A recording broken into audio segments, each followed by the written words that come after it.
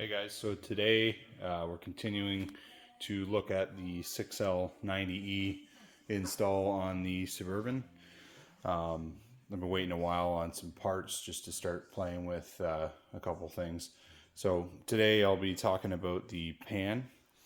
So one of the issues with the 6L90 swap is, if you look over here, obviously we already talked about the tunnel being pretty close to the top of the transmission there and having to angle the transmission down about a degree or two more than the average transmission you would put in here.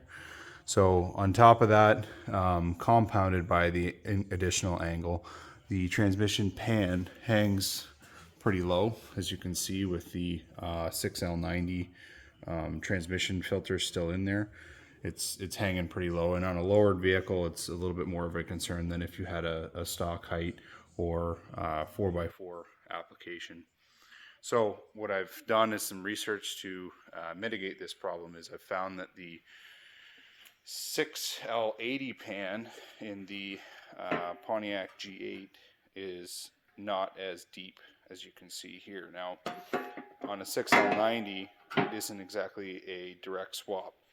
So you can see here the pan changes at the back. I've put these lines on here just to kind of show where the change happens on each pan. But if we flip them over, you can see the height difference is pretty substantial. So I'm doing this to try and gain the height difference and get me a little bit further away from the ground. So I'm going to have to graph these two pans together to try and make it fit on the 6L90 pattern here. There's a couple people on the internet that have done this that kind of shared some photos that I'll be using as a reference, but I'll try to kind of figure out my own way on this.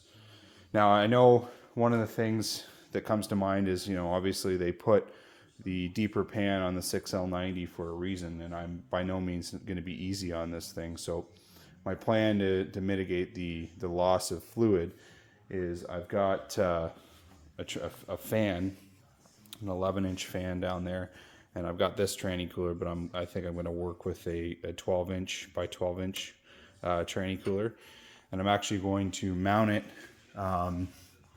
somewhere in this area on the truck here.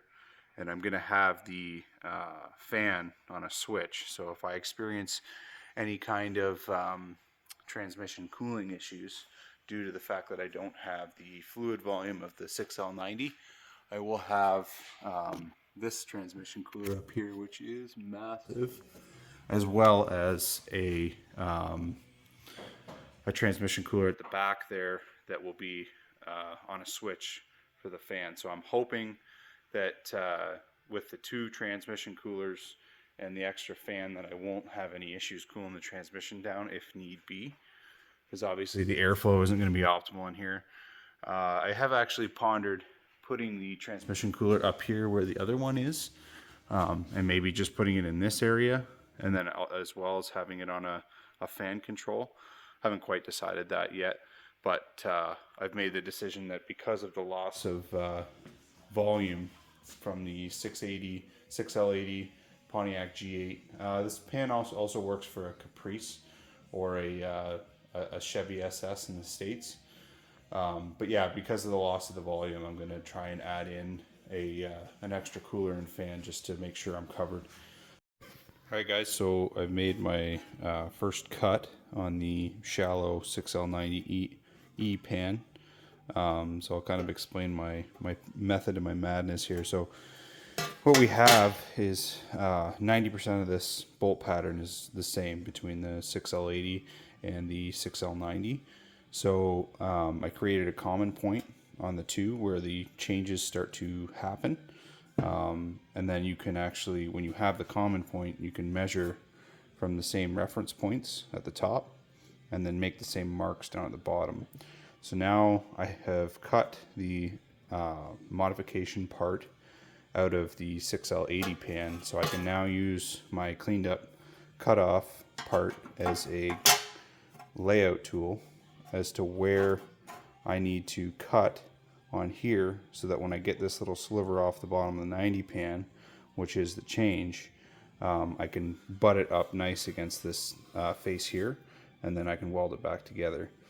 So you can see here what I was actually starting to do was graph points to try and reference this pan against this pan until I kind of got thinking about it and then decided that I would just cut the profile at the edge here, right here, and that would actually give me the best template for this piece to button up against this piece.